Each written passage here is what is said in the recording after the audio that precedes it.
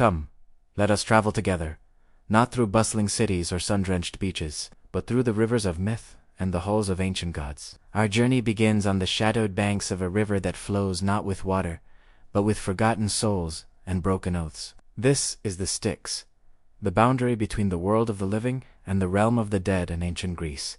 Look, the air grows cold, and a thick, soupy fog clings to the dark, motionless water. There, poling his skiff through the gloom, is Charon, the grim ferryman. His eyes are like burning coals, and his hand is outstretched, not in greeting, but demanding payment.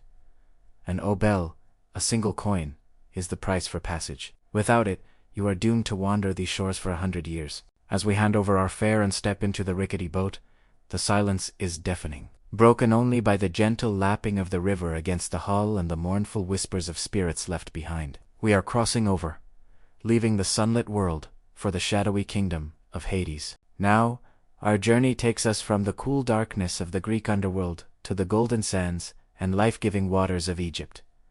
Before us flows the mighty Nile, the source of our life in this ancient land.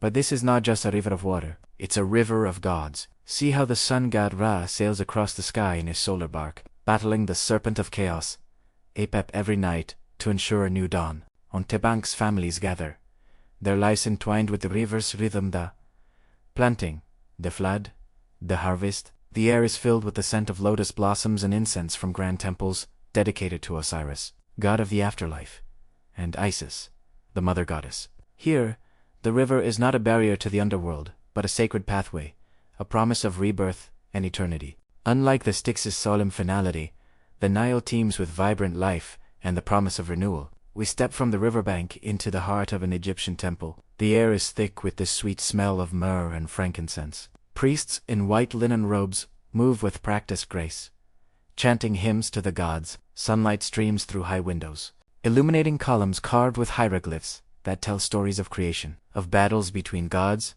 and of the pharaoh's divine right to rule. We are witnessing a ceremony to honor Anubis, the jackal-headed god who guides souls through the underworld. He weighs the heart of the deceased against the feather of Mat, the goddess of truth and justice. A heart heavy with misdeeds will be devoured, but a light heart earns eternal life in the field of reeds.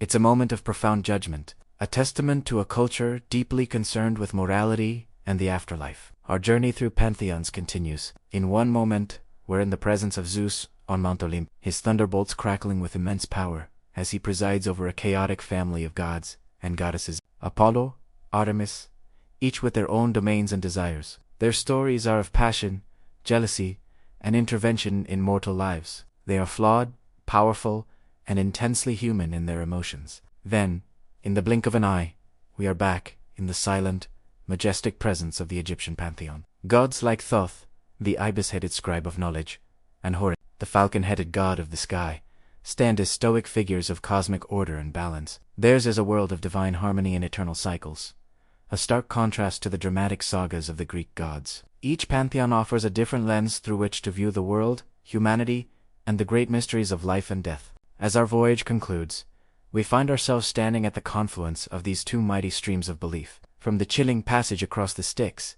to the life-affirming flow of the Nile, from the fiery passions of Olympus to the serene judgment halls of Anubis. We've seen how ancient cultures grappled with the ultimate questions. They created these rich, complex worlds populated by gods, demons, and spirits to make sense of their own existence. These aren't just old stories. They are the foundations of art, philosophy, and our collective human imagination. They remind us that for all our modern understanding, we are still telling stories to navigate the rivers of our own lives. Thank you for joining me on this journey through myth and legend. If you enjoyed this exploration, don't forget to like, subscribe, and hit the bell for more adventures into the past. See you next time.